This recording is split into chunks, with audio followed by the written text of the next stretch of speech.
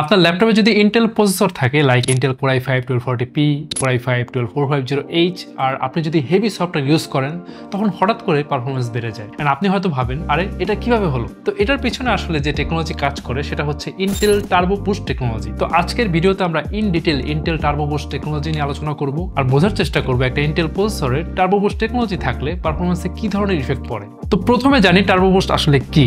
Intel turbo boost হচ্ছে এক ধরনের ডাইনামিক ফ্রিকোয়েন্সি স্কেলিং টেকনোলজি। এর মূল কাজ হলো যখন প্রসেসর প্রয়োজন বুঝবে তখন নিজ থেকেই তার অপারেটিং ফ্রিকোয়েন্সি বাড়াবে যাতে ফাস্ট ডেটা প্রসেস করতে পারে। ধরেন এই যে আমার সামনে ল্যাপটপ Sigma S2 এতে প্রসেসর হিসেবে ইউজ করা হয়েছে Intel Core i5 1240p processor যার base clock speed 1.7 GHz। But turbo বুস্টে গিয়ে এই ল্যাপটপ আপনাকে প্রোভাইড করবে 4.40 GHz পর্যন্ত স্পিড। তবে এটা কখনোই সবসময় এই 4.40 GHz থাকবে না।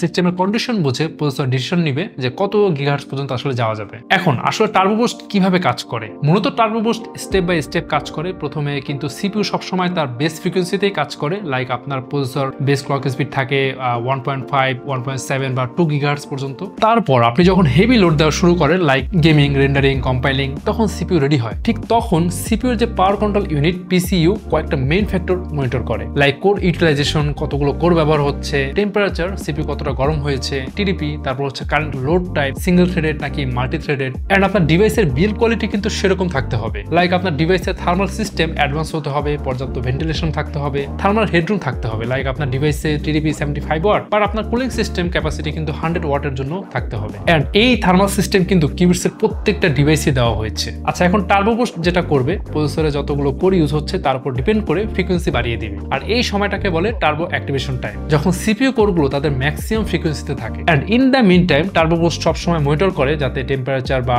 পাওয়ার লিমিট ক্রস না করে। যদি করে সাথে সাথে কিন্তু ফ্রিকোয়েন্সি কমিয়ে আনে। এখন টার্বো বুস্ট আসলে কেন প্রয়োজন? ধরেন আপনি যদি আপনার পিসিতে শুধুমাত্র ব্রাউজ করেন তাহলে কিন্তু আপনার প্রসেসর বেস ফ্রিকোয়েন্সিতেই থাকে লাইক 2 GHz এর মধ্যেই। কিন্তু আপনি যখন প্রিমিয়ার প্রো মতো সফটওয়্যারে ভিডিও এক্সপোর্ট দেন তখন আপনার সিপিইউ প্রয়োজন বুঝে 2 থেকে 3টা কোরকে 4 GHz প্লাস স্পিডে বুস্ট করবে। আবার যদি ধরেন আপনি গেমস খেলেন তখন সেখানে 6 থেকে 8 কোরস ইউজ হচ্ছে, তখন টার্বো বুস্ট সিপিইউর স্পিড 3.8 থেকে 4.8 GHz রেঞ্জে সব কোরকে বুস্ট করতে পারে। এখন প্রশ্ন হচ্ছে ইন্টেলের সব প্রসেসরে কি টার্বো বুস্ট থাকে?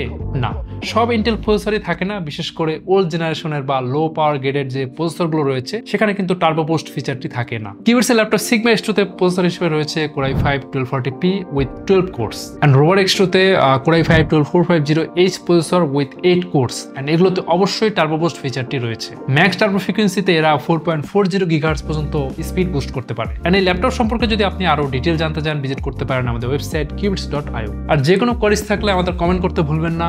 আর 24/7 যখন খুশি আমাদের কল করতে পারছেন আমাদের হটলাইন নাম্বারে, নিচে ডেসক্রিপশনে দেওয়া আছে। তাহলে আজকে ভিডিও এ পর্যন্তই। আজকে আমরা জানলাম আমাদের কম্পিউটারে হাই পারফরমেন্সের পিছনে আসলে ইন্টেল টার্বো বুস্ট টেকনোলজি কিভাবে কাজ করে। আজকে তাহলে যাচ্ছি, দেখা হবে পরে কোনো ভিডিওতে। সে পর্যন্ত ভালো থাকুন, সুস্থ থাকুন।